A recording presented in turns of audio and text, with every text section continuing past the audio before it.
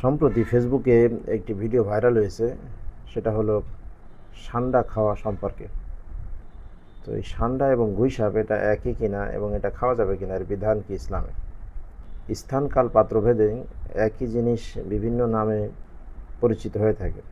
যেমন আমাদের দেশে যেটা জলপাই, সেটা আরব বিশ্বে 3 নামে পরিচিত। তো কাম একটা, কিন্তু নাম ভিন্ন। তো আমাদের দেশে যেটা গুইসাপ, এই গুইসাপেরই একটা প্রজাতি হলো সান্ডা। আরবিতে হাদিসে যেটাকে দব বলা হয়, সৌদি আরবে, আরব বিশ্বে, আরব আমিরাতে দব বলে।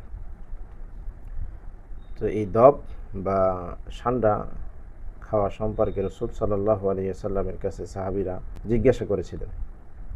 সাহাবায়ে কেরাম এই সান্ডা ধরলেন এবং তারা এটা রাসূলুল্লাহ সাল্লাল্লাহু আলাইহি ওয়াসাল্লামের কাছে নিয়ে আসলেন, এনে জিজ্ঞাসা করলেন।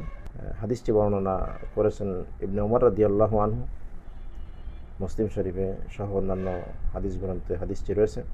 সাআলা রাজুলুন রাসূলুল্লাহ সাল্লাল্লাহু আলাইহি ওয়াসাল্লাম আন আকলি দাব্বি, দব সম্পর্কে, সান্ডা সম্পর্কে জিজ্ঞাসা করলেন যেটা খাওয়া যাবে কিনা। ফাকালা, রাসূল সাল্লাল্লাহু আলাইহি ওয়াসাল্লাম বললেন, লা আকুলুহু, নবীজি বলেন আমি এটা খাবো না, এটা আমার রুচির সাথে যায় না। ওয়ালা ওয়াহারিমুহু, এবং এটাকে আমি হারামও বলি না। তো এখান থেকে যে শিক্ষাটা, সেটা হলো রাসূল সাল্লাল্লাহু আলাইহি ওয়াসাল্লাম অপছন্দ করেছেন কিন্তু নিষেধ করেননি। তো এই জন্য রাসূলুল্লাহ সাল্লাল্লাহু আলাইহি ওয়াসাল্লাম অপছন্দের কারণে হানাফি মাযহাব এটাকে মাকরুহ বলে, অপছন্দনীয় বলে। আর পৃথিবীর অন্যান্য ওলামায়ে কেরাম তারা এটাকে জায়েজ বলে, যেহেতু রাসূলুল্লাহ সাল্লাল্লাহু আলাইহি ওয়াসাল্লাম এটাকে নিষেধ করেননি। তো আরব বিশ্বে এটা খাওয়ার একটা প্রচলন আছে। তাদেরকে কেউ বুঝিয়েছে যে এটা খেলে তোমাদের কলকাতা হারবাল খাওয়া লাগবে না, এটা তোমাদের যৌবনের যে শক্তি সেটা বৃদ্ধি পাবে, এরকমভাবেই তাদেরকে বোঝানো হয়েছে।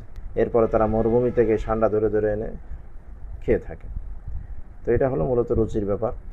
রাসূল খাননি, তবে নিষেধ করেননি।